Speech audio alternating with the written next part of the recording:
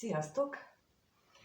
Ma egy különleges videót gondoltam, hogy csinálok, mert hogy nem tudtam, hogy miről készüljön a videó, és azt az ötletet kaptam, hogy az elengedéssel kapcsolatosan valamiféle magyarázatot kapjunk, vagy segítséget, vagy támogatást, úgyhogy a mai videó témája az elengedés. Minden, amit ezzel kapcsolatban tudhatunk, vagy amit hogy miért történik, miért van rá szükség.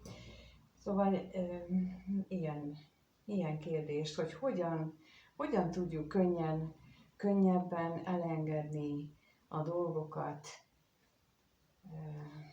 Ehhez kérek most segítséget, mert hogy az elmúlt napokban több mindenkivel beszéltem, aki ilyen stádiumban van az életében, úgyhogy lássuk, hogy ma milyen tanácsot kapunk ezzel kapcsolatosan, hogy hogyan engedjünk el, vagy mi az, amit elengedjünk most. Hogyan viszonyuljunk hozzá itt az elengedéshez. Abszolút intuitíven csinálom, elképzelésem se nagyon van, hogy ebből mit fog kijönni.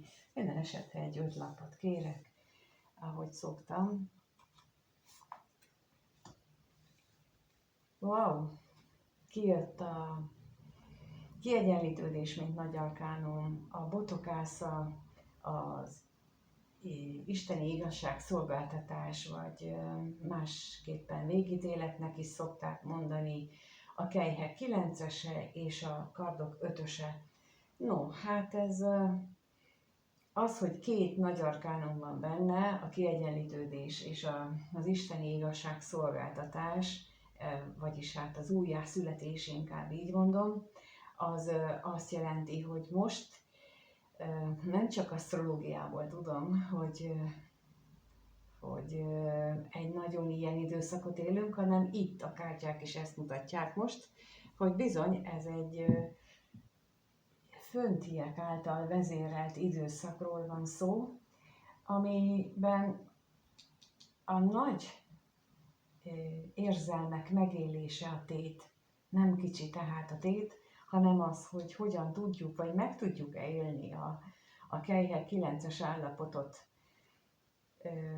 vagy pedig beleveszünk az örökös belső küzdelmekbe, vagy a másokkal való küzdelmekbe. Mert itt például ezen a lapon láthatjátok, hogy van ez a személy, aki hát úgymond öntelten, önelégülten szoronygatja az 5 kardot, hogy én győztem, és van egy másik, aki viszont úgy hátat fordított ennek az egésznek, és azt mondja, hogy hát legyen a tiéd a győzelem, hát nem érdekel.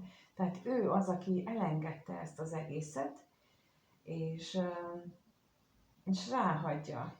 És így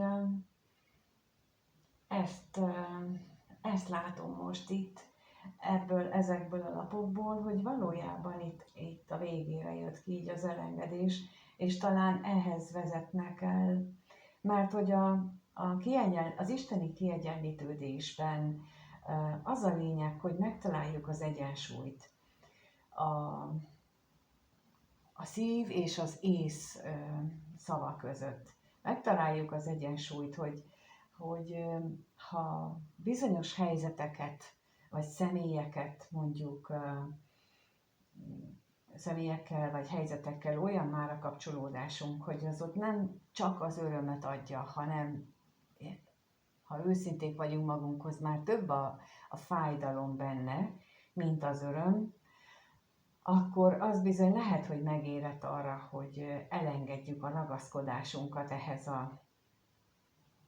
a helyzethez, vagy ehhez a személyhez, viszont előtte ezeket az energiákat célszerű kiegyenlíteni magunkban, tehát, hogy igazságosak legyünk, és ne úgy engedjünk el dolgokat vagy embereket, hogy az bennünk tüskét hagyjon, tehát, hogy ilyen erőből akarjunk valakit elengedni, hogy én elhatározom, hogy akkor most lezárom ezt a kapcsolatot. Ez így nem fog menni. ez így sosem fog menni, mert ott lesz a háttérben az, hogy tulajdonképpen nem is akartad. Tehát, hogy a kiegyenlítődés az én véleményem szerint mindig arról szól, hogy az ego és a lélek között egyensúly teremtődjön. Ez a fejlődésünk, az önismereti útunknak a lényege. Ebben, hát én ezt szoktam mindig mondani, amikor a kurzusokon beszélgetünk, akivel együtt dolgozunk, hogy meg kell találnunk azt a módot, hogy az egónkat, az elménket hogyan tudjuk összebékíteni a lelkünkkel, és hogy ők önállóan tudjanak együtt dolgozni. Ez egy teljesen újszerű dolog, mint itt, ahogy a Botokásza is mutatja, ez egy teljesen új hozzáállást igényel, egy egészen más nézőpontot, és tudom, hogy ezzel például, hogy az egónkat nem legyőzni, hanem nem kiírtani kell, hanem úgymond megbékéltetni, ez egy nagyon más nézőpontot igényel, viszont ez egy teljesen új kezdetet tud nekünk adni, amit föntiek is támogatnak, hiszen a végítélet napja, vagy a feltámadás lapja, az arról szól, hogy ez egy új életet, vagy feltámadást, tehát egy megújulást fog hozni a számunkra, aminek öröm lesz a vége, de ehhez hátra kell hagyni azokat a dolgainkat, amikhez korábban nagyon ragaszkodtunk, és itt a kardok ötösében a kardok mindig a gondolatoknak, tehát az elmének a megnyilvánulásai, vagyis itt is aki hátat fordít ennek az egésznek, és elengedi ezt az egész gondolatsort, ami őt egy szituációban, vagy egy partner kapcsolatban tartotta, ő is azt mondja, hogy a gondolatait engedi el. És az elengedésnek ez a lényege, hogy nem a szeretetünket engedjük el. És még itt ez is probléma szokott lenni, hogy azt hiszük, hogy amikor egy kapcsolatot le akarunk zárni, akkor meg kell tagadnunk az érzéseinket. Sokan szokták azt mondani nekem, hogy de hát szeretem, és senki nem mondja, hogy nem kell tovább szeretni, hanem azt nem engedem meg tovább, hogy velem mondjuk cselédként vagy csicskaként bánjanak. A kettő nem ugyanaz. Ettől én még szerethetem azt az embert, csak kikérem magamnak azt a helyet, vagy kikövetelem magamnak azt a helyet, ami nekem jár. És ha ő ezért nem fog szeretni, akkor ő nem is szeret engem, mert hogy mindenkit, akit szeretünk, úgy szeretünk, ahogy van. És ha mi úgy szeretjük a másik embert, ahogy ő van, az ő butaságaival, rossz, jó és egyéb szokásaival, akkor ugyanezt tudjuk elvárni. Itt jön az adok-kapok egyensúly is, ami megint csak a kiegyenlítődéshez is hozzá kapcsolható, tehát, hogy az adok-kapoknak is egyensúlyba kell kerülnie, és mint mondtam, ez nem azt jelenti, hogy azt kell mondanom, hogy én nem szeretem többé azt az embert. Nem, én szeretem.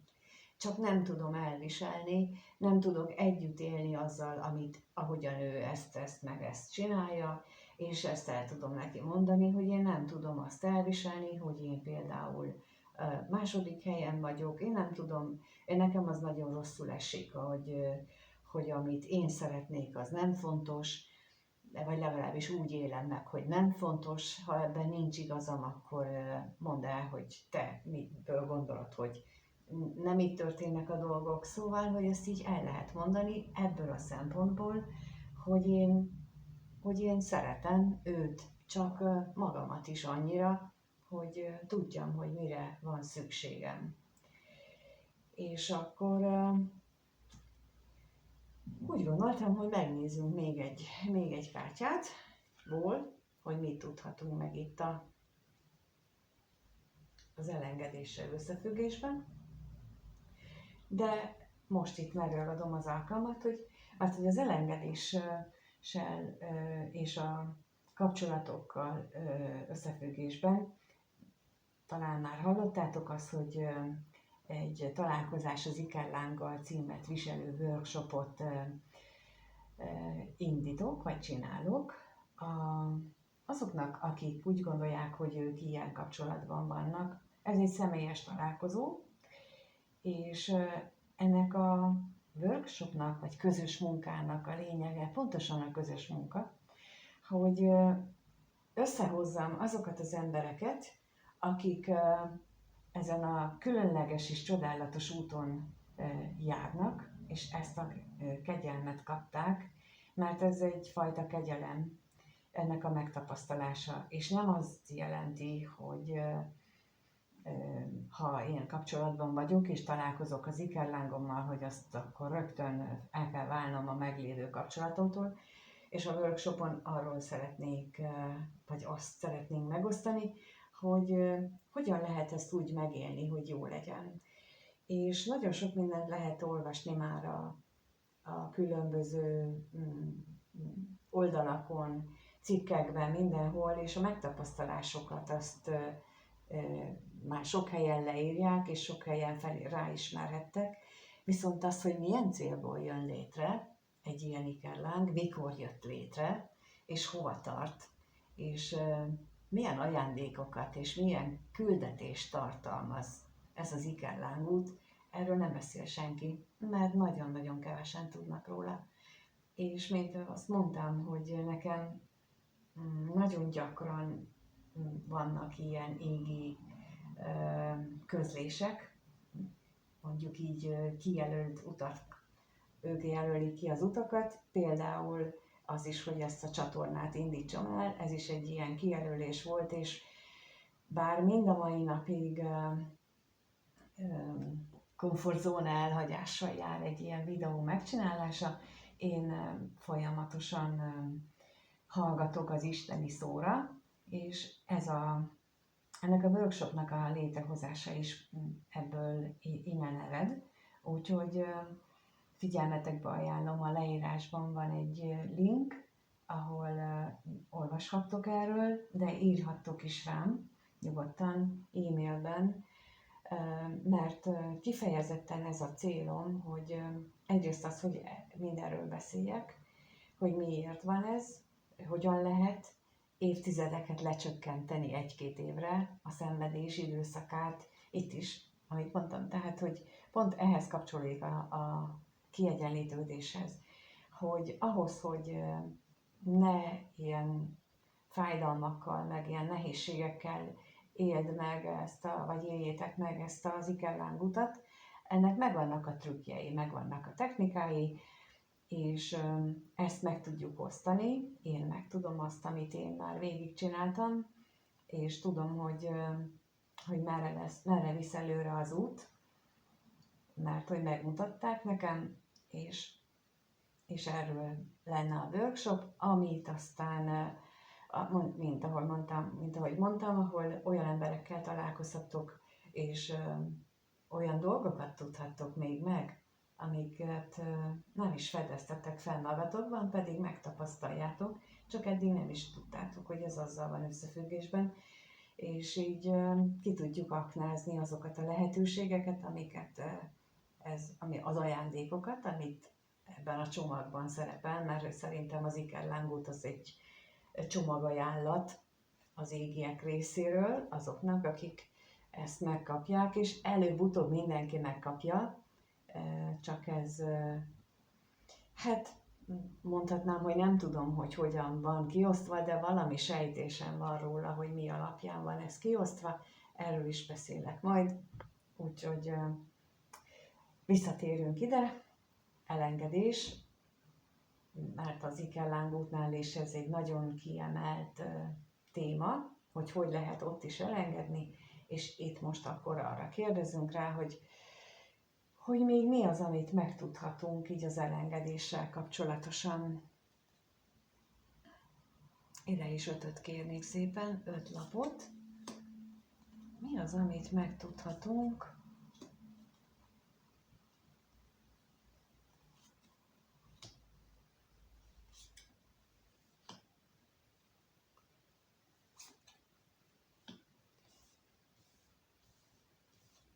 meg is nézem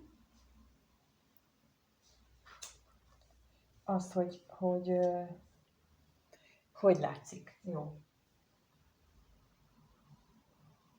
No, hát ugye itt a ház, a híd, ez egy kastély, a toronynak megfelelő, de itt valójában kastélyt ábrázol, a női főszemély és a bagyok, mint a madarak megtestesítője, de ez a madarak kártya, ez a bölcsességet jelöli, és a női főszemély gondolatainak a bölcsességét mutatja.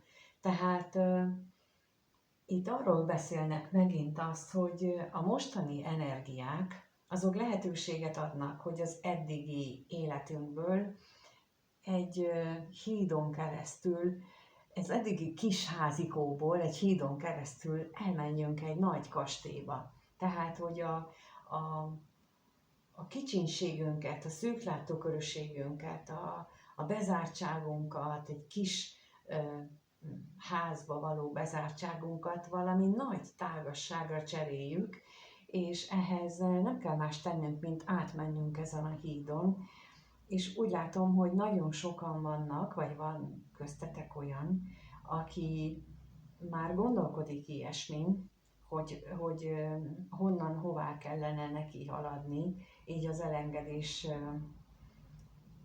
témájában. De ezek az energiák pontosan ezt támogatják.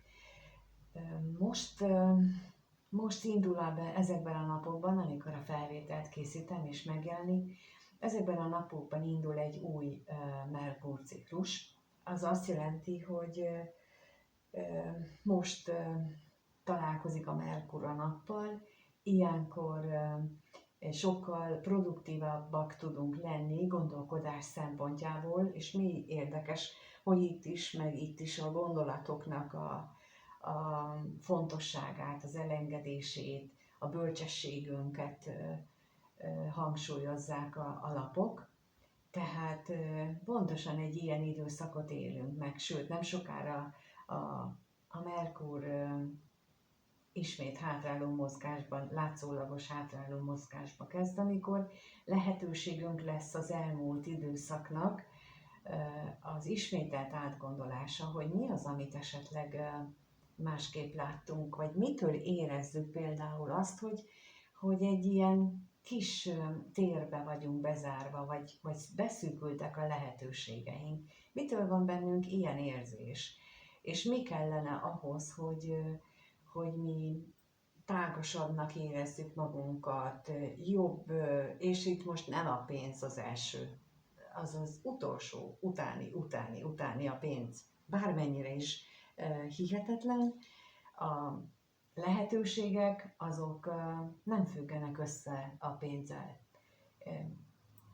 Nekem rengeteg ötletem és gondolatom van, állandóan tele vagyok ötlettel. Például most is neki kezdtem ennek a videónak, úgyhogy csak a szó volt megadva, hogy miről készítsek videót, és menet közben jönnek az ötletek, jön a támogatás, és ennek az a lényege, hogy merjünk bízni a bennünk lévő isteni részünkben, merjünk bízni a lelkünkben, és akkor megtaláljuk ezt a hidat, ami átvezet bennünket a szűkösségből a bőségbe, és ami kellő bölcsességgel párosulva nem azt jelenti, hogy bárki máson át kell gázoljunk, hanem azt jelenti, hogy hogyan tudunk mi saját magunk önerőből megteremteni bármit, és akkor itt a teremtés is bekapcsolódik, tehát az, hogy mi ezt így éljük meg, azért nekünk az belül kell, itt is, mint ahogy a botokászánál elmondtam, tehát nekünk magunkban kell egy újfajta nyitást létrehozni, egy ilyen a fizikai síkon, mert a botok lapja az mindig a fizikai síkon megvalósított újfajta cselekvést jelöl, és itt is erről van szó. Tehát, hogy ne féljünk belekezdeni új dolgokba, ne féljünk más szempontból ránézni a dolgokra, ne féljünk megélni azt, hogy jöjjön egy gondolat, hogy akkor jaj, de hát akkor most ehhez mit szólnak? Hát ez az ő problémájuk, hogy ki mit szól hozzá. Ha te úgy érzed, hogy az neked felemelő érzést ad, akkor ne félj ettől, főleg ha ugye itt a bölcsbagoly nézem, főleg ha ezt még jól át is gondolod, és biztos vagy abban, hogy ez neked pozitív élményt fog nyújtani, akkor merjél beleállni ebbe, mert a mostani elengedési energiák téged ebben támogatnak, minden szempontból, mert ha csak megint csak visszatérek az asztrológiára, például az, hogy a Neptunusz hátráló mozgásban van most már egy ideje, az is azt jelenti, hogy ideje levenni a szemellenzőt, ugye ott van a kardok kettesén, vagy a kardok nyolcasán is ott szokott lenni a szembekötős lap, bár ez most nem jött ki, de hogy ideje levenni azokat a szemellenzőket, vagy a sárga vagy rózsaszín szemüveget, és meglátni a másik szemét olyannak, amilyen, meglátni a szituációt olyannak, amilyen, ahogy itt mondtam, tehát, hogy szerethetünk mi valakit, a másikat, úgy, hogy közben azt mondjuk, hogy bocsi, én ugyanolyan jogon kérem azt, hogy bánj velem nőként, mint ahogy én bánok veled férfiként, vagy vice versa.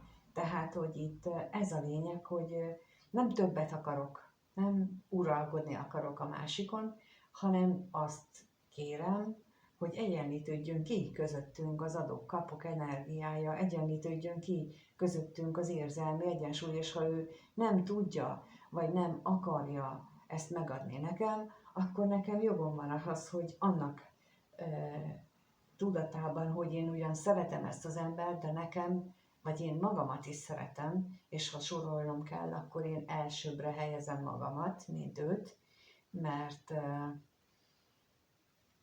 attól, hogy feláldozom magam, az életemet, attól nem váltom meg az övét.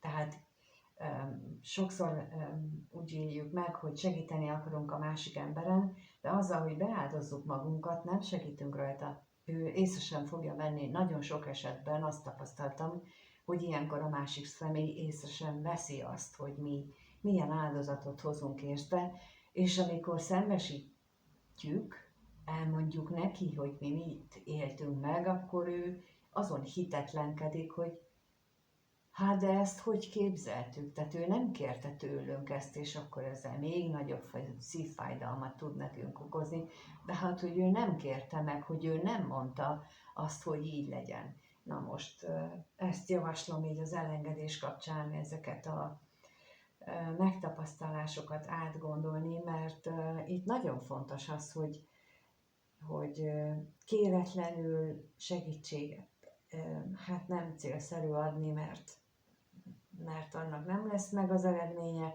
és tulajdonképpen nem fogja azt hozni nekünk, amiért mi adjuk.